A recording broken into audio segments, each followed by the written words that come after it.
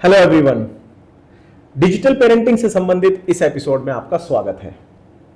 इससे पहले भी हमने एक एपिसोड किया था जिसमें ओटीटी प्लेटफॉर्म्स पर मौजूद पेरेंटल कंट्रोल्स के बारे में बात की थी।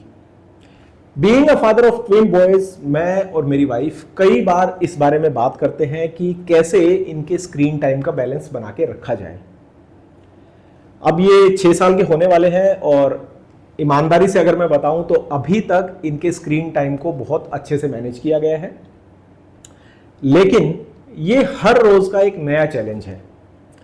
मैं सारा दिन कंप्यूटर पे काम करता रहता हूं, तो कभी मैं यूट्यूब के ऊपर वीडियो एडिटिंग से संबंधित कोई वीडियो देख रहा हूं या फिर मैं वीडियो एडिटिंग कर रहा हूं और ये आसपास खेल रहे हैं, तो ना चाहते हुए भी इनका ध्यान स्क्रीन की तरफ चला ही जाता है।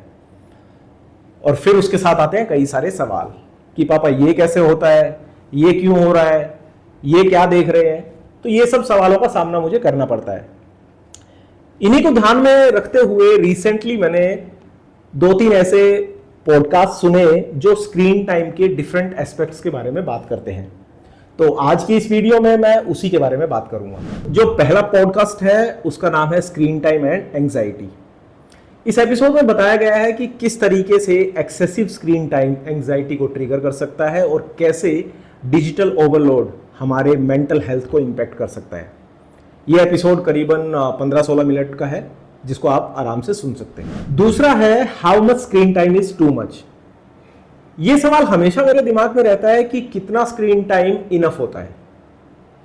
इसके चलते मैंने 1-2 रिसर्च भी पढ़ी, लेकिन कहीं पर भी मुझे इस सवाल का कोई सटीक जवाब नहीं मिला कि इतना स्क्रीन टाइम इतनी उम्र के बच्चों के लिए इनफ होता है। तो जब आप इस एपिसोड को सुनेंगे तो इसमें स्क्रीन टाइम के कई एस्पेक्ट्स के बारे में बात की गई है। इसमें एक कॉलेज स्टूडेंट की कहानी को बताया गया है कि किस तरीके से वो एक रैबिट होल में फंस जाता है। जब आप इस पॉडकास्ट को सुनेंगे तो आपको ये टर्म समझ में आएगी। तीसरा है screen time is the new drug. ये जो एपिसोड है ये स्क्रीन टाइम के इस्तेमाल से बच्चों के ब्रेन डेवलपमेंट पर पड़ने वाले खतरनाक असर के बारे में बात करता है। और इसके अलावा पेरेंट्स को बच्चों की लाइफ में स्क्रीन इंट्रोड्यूस करने से पहले कौन कौन से पहलुओं को ध्यान में रखना चाहिए उसके बारे में इसमें बात की गई है। देखिए, अधिकतर टेक्नोलॉजीज को जब बनाया जाता है तो उसके पीछे इरादे नेक ही होते हैं, लेकिन प्रॉब्लम तब शुरू होती है जब वो इस्तेमाल करने वाले के हाथ में पहुंचती है। तो यहां पर मुझे हॉलीवुड फिल्म एक्समैन में जो एक किरदार है चार्ल्स जेवियर, उसकी बोली हुई बात याद आती है कि ये जो पेन है इससे आप चाहें तो अपना फ्यूचर भी लिख सकते हैं और इससे आप चाहें तो किसी की आंख भी फोड़ सकते हैं। अब ये पेन जिन हाथों में है उसके इस्तेमाल करने के ऊपर निर्भर करता है कि वो इसका इस्तेमाल किस तरीके से कर रहा है। इसी तरीके से ये मोबाइल भी एक पावरफुल टूल है। तो पेरेंट्स होने के नाते आप इसे अपने कंट्रोल में रखना चाहते हैं या फिर आप चाहते हैं कि आपके बच्चे इसमें इस कदर घुस जाएं कि ये उन्हें कंट्रोल कर ले। ये एक किताब है जिसको मैं अभी पढ़ रहा हूं।